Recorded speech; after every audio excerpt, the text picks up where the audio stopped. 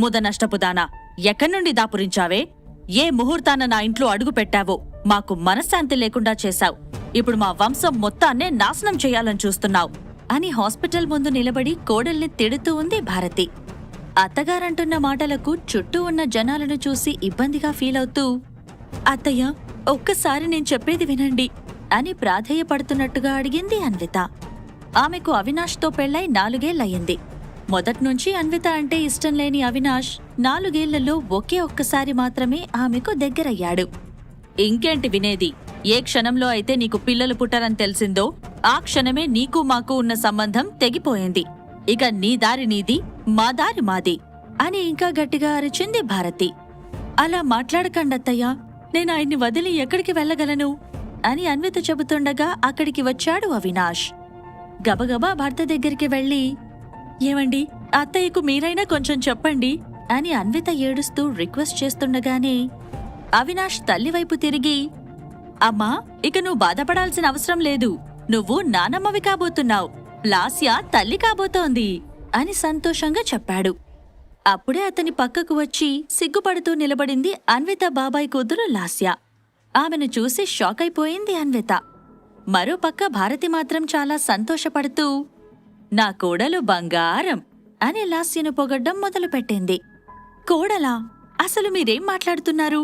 లాస్య మీకు కోడలెలా అవుతుంది అని నివ్వెరపోతూ అడిగింది అన్విత. ఎలా అంటే, మా వంశానికి వారసుడు లాస్య కడుపులో పెరుగుతున్నాడు కాబట్టి అని చాలా మామూలుగా చెప్పేశాడు అవినాష్. ఇంతలో లాస్య కల్పించుకుని, అవునక్క, బావా నేను తొందరలోనే పెళ్లి చేసుకోబోతున్నాం. పెళ్లై 4 ఏళ్లైనా నువ్వు ఇప్పటి వరకు అత్తయ్యకు వారసుణ్ణి ఇవ్వలేకపోయావు. కనీసం ఇప్పుడు ఆయనకు విడాకులైనా ఇచ్చి ఆ ఇంటి రుణం తీర్చుకో అని మనస్సులోని విషాన్ని బయటకు కక్కింది. ఆ మాటలకు అన్వితకు కోపం, బాధ తన్నుకురాగా, చిన్నప్పట్నుంచి నీకోసం ఎంత చేశాను, అలాంటి నా జీవితాన్ని నాశనం చెయ్యాలని నీకెలా అనిపించింది అని ఆవేశంగా లాస్యను కొట్టడానికి చెయ్యెత్తింది. ఆ చేతిని భారతి అక్కడే పట్టుకుని ఆపేసి, నీకెంత ధైర్యముంటే నా ముందే నా కోడల మీద చెయ్యెత్తుతావ్ అని అన్విత చెంప చెళ్ళుమనిపించింది. ఇక ఏమీ మాట్లాడలేక చెంప మీద చెయ్యి పెట్టుకుని నిస్సహాయంగా ఆ ముగ్గుర్ని చూస్తూ ఉండిపోయింది అన్విత. మరోపక్క ప్రేమగా లాస్య చేయి పట్టుకున్న అవినాష్ అన్విత వైపు అసహ్యంగా చూస్తూ, ఇక నువ్వు విడాకులివ్వడానికి రెడీగా ఉండు అని చెప్పి లాస్యను తీసుకుని కారెక్కాడు.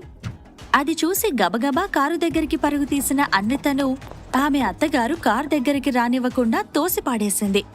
తర్వాత ఓ పాత పెట్టెను కారు డిక్కీలోంచి బయటకు తీసి అన్విత ముందు పడేసి, ఇటు నుంచి ఇటే ఎటన్నా పో, మళ్ళీ నా ఇంట్లో అడుగు పెట్టావంటే ప్రాణాలు తీస్తా అని చెప్పి తను కూడా కారెక్కి కూర్చోగానే కారు ముందుకు కదిలింది. చిన్నప్పుడే తల్లిదండ్రులు చనిపోవడంతో బాబాయ్ చంద్రం దగ్గర లాస్యతో పాటే పెరిగింది అన్విత. చంద్రం భార్య కుటుంబాన్ని వదిలి వెళ్లిపోవడంతో అతని అన్విత లాస్యల బాధ్యత తీసుకున్నాడు. అన్విత తన స్టడీస్ని ఇంటర్లోనే ఆపేసి వాళ్ల బాబాయ్తో పాటు కష్టపడి పనిచేస్తూ లాస్యను హైయర్ స్టడీస్ కోసం అబ్రాడ్ పంపించింది. తరువాత తన భర్త కంపెనీలోనే జాబ్ ఇప్పించింది. కాని ఇప్పుడు ఆ చెల్లెలే తన జీవితాన్ని నాశనం చేసిందని తెలుసుకుని బాధపడుతూ కింద పడిపోయిన తన పాత బట్టలను, అలానే వాళ్ల అమ్మ జ్ఞాపకంగా దాచుకున్న బంగారు చెవికమ్మలను తీసుకుని మళ్లీ పెట్టెలో భద్రంగా పెట్టేసి అక్కడే కూర్చొండిపోయింది. ప్రస్తుతం అన్విత చేతిలో ₹1 కూడా లేదు. అంత పెద్ద ఇంట్లో చౌదరి గ్రూప్ ఆఫ్ ఇండస్ట్రీస్కి సీఈఓ అయిన అవినాష్ చౌదరికి భార్యగా ఉంటూ కూడా ప్రతిదానికి ఆమె చేయి చాచాల్సి వచ్చేది.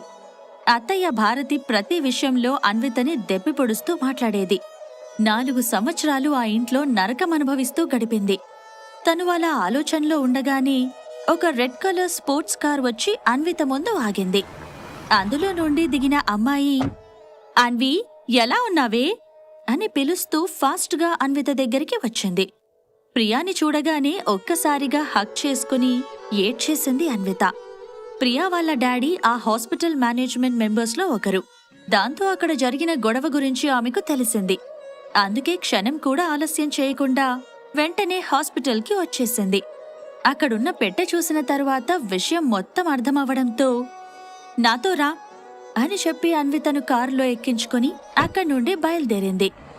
ఏడుస్తూ కార్ విండోలోంచి బయటకు చూస్తున్న అన్వితను చూసి, అసలేం జరిగిందో ఇప్పటికైనా చెప్పు అని అడిగింది ప్రియా.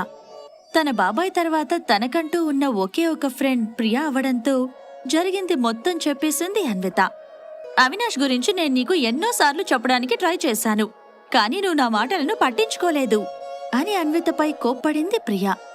ఈ 4 సంవత్సరాలలో ఆయన కోసం ఎంతగానో ఎదురుచూశాను, కానీ ఇలా చేస్తారని అస్సలు ఊహించలేదు అని అన్విత బాధపడగా, ఇక వాడి గురించి వదిలేసి పద మా ఇంటికి వెళ్దాం అని చెప్పింది ప్రియా.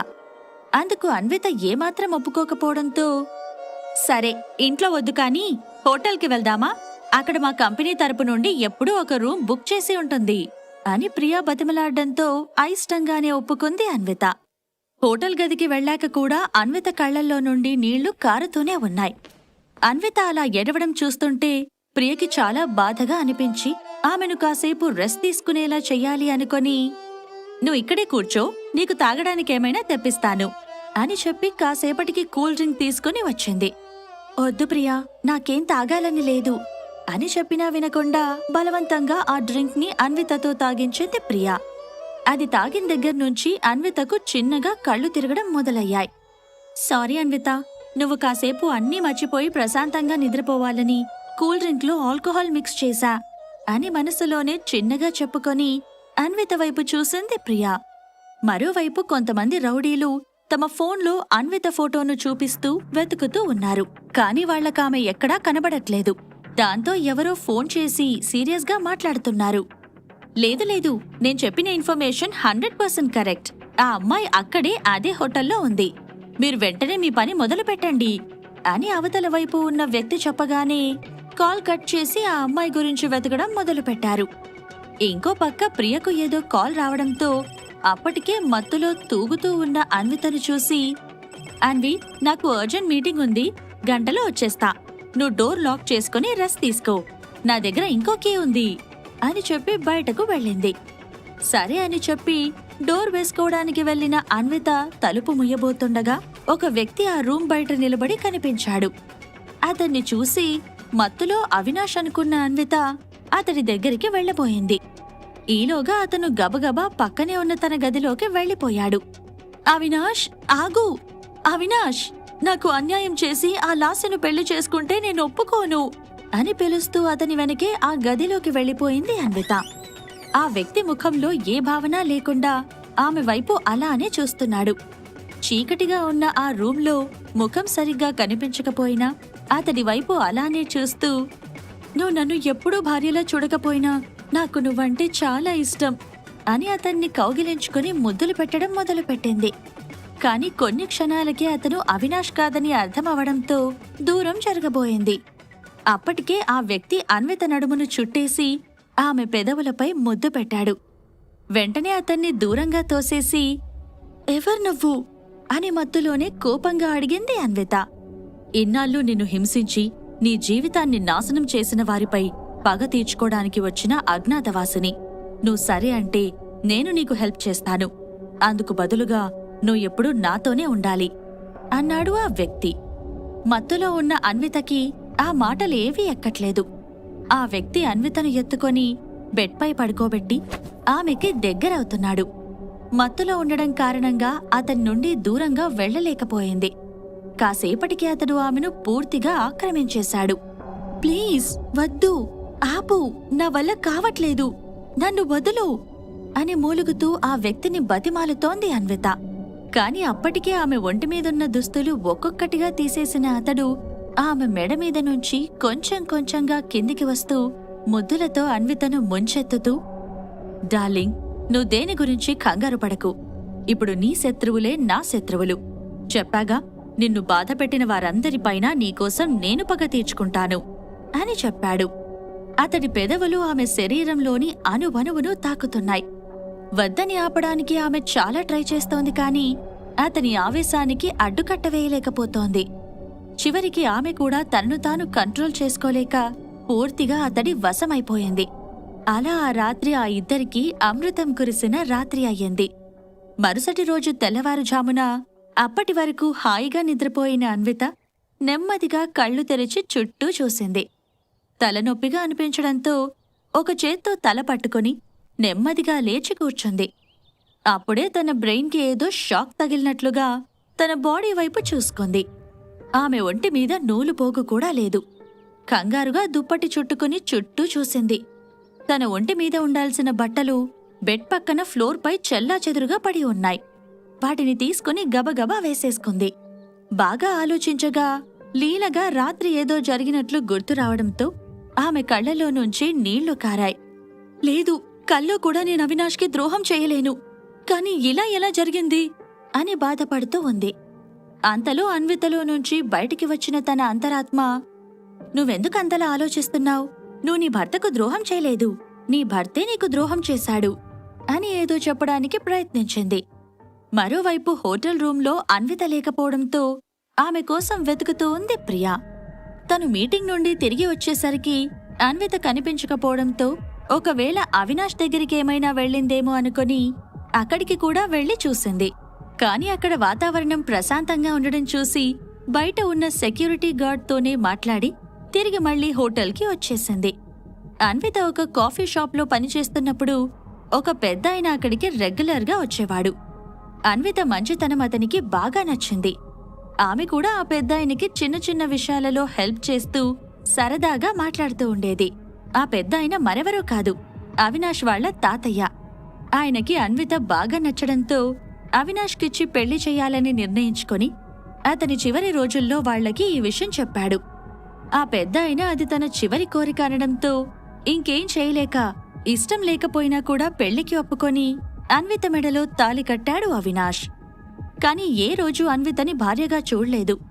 ఆ విషయం ఆమెని చాలా బాధించేది. ఓర్పుకు సహనానికి మారుపేరైన ఆమె తన భర్త చేష్టలను, అత్తగారి హింసలను సహిస్తూ వచ్చింది. నిజానికి ఈ 4 సంవత్సరాల్లో అవినాష్ ఆమెను ఒక్కసారి మాత్రమే దగ్గరికి తీసుకున్నాడు. అది కూడా బాగా డ్రింక్ చేయడంతో మత్తులో ఆమెకి దగ్గరయ్యాడు. అంతే తప్ప ఏ రోజూ భార్యగా కాదు కదా, కనీసం మనిషిగా కూడా చూడలేదు. అన్విత ఆ ఆలోచనల్లో ఉండగానే ఏదో ఫోన్ వైబ్రేట్ అవుతున్నట్టుగా అనిపించడంతో బెడ్షీట్ మొత్తం తీసి చూసింది. అది తన మొబైలే అవడంతో చేతిలోకి తీసి చూసుకునేసరికి కాల్ కట్ అయ్యింది. ఎవరా అని చూసేసరికి ప్రియ దగ్గర నుండి 45 మిస్ కాల్స్ ఉన్నాయి. ఇదేంటి ఎన్నిసార్లు కాల్ చేసింది అనుకుని వెంటనే తిరిగి కాల్ చేసింది అన్విత. ఫోన్ లిఫ్ట్ చేయడమే పాపం. అన్వితని ఇష్టం వచ్చినట్టు తిట్టడం మొదలుపెట్టింది ప్రియా. అసలేమైంది? ఎందుకంతలా అరుస్తున్నావు? ఆ తిట్లు భరించలేక చెవులు మూసుకుంటూ అడిగింది అన్విత. ఎందుకా? అసలెక్కడున్నావే? నిన్ను రూంలో ఉండమని చెప్తే ఎక్కడికి వెళ్ళావు అని కోపంగా అరిచింది ప్రియా. ఎక్కడున్నావేంటి? నేను హోటల్ రూంలోనే ఉన్నానుగా అయోమయంగా సమాధానమిచ్చింది అన్విత. హోటల్ రూంలోనా? ఏ రూంలో ఉన్నావు?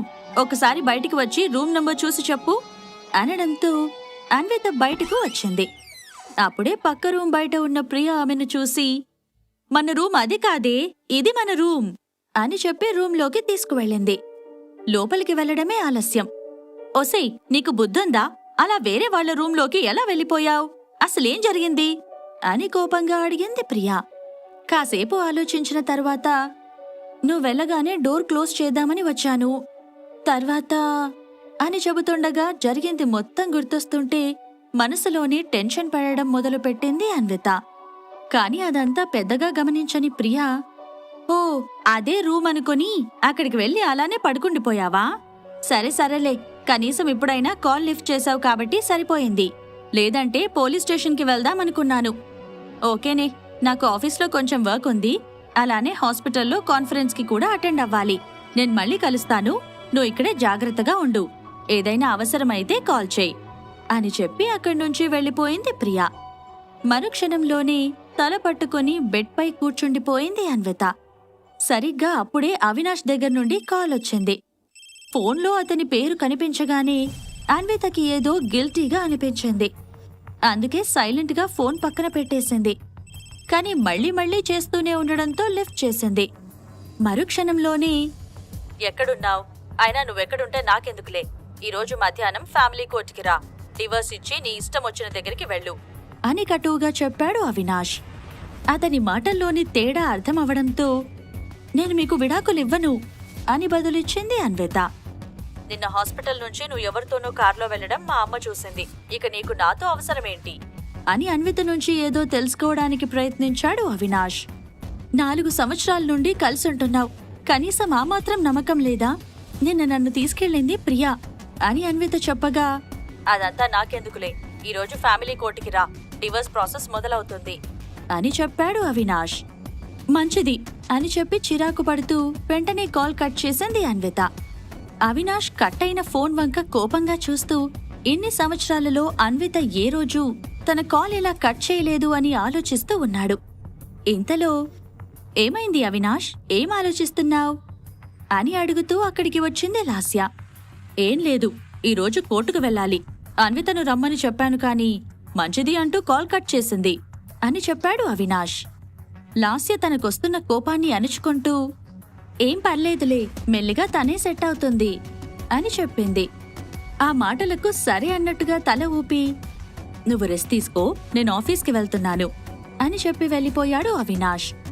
అతనలా వెళ్లిన తర్వాత ఎవరికో ఫోన్ చేసి, నేను చెప్పిన పని ఎంతవరకు వచ్చింది? ఏయ్, నీకు ఆటలుగా ఉందా? మా అందరికీ ఒక అమ్మాయిని సెట్ చేస్తానని చెప్పావు. మొత్తం 10 మందిమి ఇక్కడే రూమ్ నంబర్ 114లో వెయిట్ చేస్తున్నాం. హోటల్ మొత్తం వెతికినా ఆ అమ్మాయి మాకెక్కడా దొరకలేదు. నువ్వు మా కోసం తొందరగా ఒక అమ్మాయిని పంపించు, లేకపోతే మాకిస్తానని చెప్పిన దానికంటే డబల్ అమౌంట్ ఇవ్వు. నువ్వు అలా చేయకపోతే ఈ విషయం నీకు కాబోయే భర్తకు చెప్పేస్తాం అని వార్నింగ్ ఇస్తున్నట్టుగా మాట్లాడాడు ఆ రౌడీ. కోపంతో ఫోన్ను పక్కకు పడేసి, ఛా, వీళ్లతో ఆ అన్వితను రేప్ చేయించి ఆ ఫొటోస్ వీడియోస్ అడ్డం పెట్టుకుని అన్వితను బ్లాక్మెయిల్ చేద్దామనుకున్నా. అప్పుడది ఈజీగా అవినాష్కు విడాకులిచ్చేది. కాని మొత్తం ఫ్లాప్ అయ్యింది అనుకుంటూ అటూ ఇటూ తిరుగుతూ ఉంది లాస్య. రూమ్లో ఉన్న అన్విత మొబైల్కి, hi darling, how are you now అని మెసేజ్ వచ్చింది. అది చూసి కన్ఫ్యూజ్ అవుతూ, ఎవరు నువ్వు అని తిరిగి మెసేజ్ పంపించింది అన్విత. అదేంటి అన్వి బంగారం, నైట్ అంతా నాతోనే ఉండి ఇప్పుడు ఎవరు నువ్వు అని అడుగుతావేంటి అని ఆ వ్యక్తి నుండి రిప్లై వచ్చింది. ప్రియ చేసిన ఒక్క పని వల్ల అన్విత జీవితం ఎలాంటి మలుపులు తిరగబోతోంది? అన్వితకు దగ్గరైన ఆ అజ్ఞాతవాసి ఎవరు? అవినాష్కు అన్విత డివోర్స్ ఇవ్వబోతోందా? లాస్య ప్లాన్ వర్కౌట్ అవుతుందా? అన్విత నిజంగానే వాళ్లకి దొరుకుతుందా? ఈ ప్రశ్నలకు సమాధానాలు తెలుసుకోవాలంటే నెక్స్ట్ ఎపిసోడ్ వినాల్సిందే. క్రింద ఇచ్చిన లింక్ ని క్లిక్ చేసి పాకెట్ ఎఫ్ఎం యాప్ ని ఇన్స్టాల్ చేసుకోండి. Stay tune to pocket FM.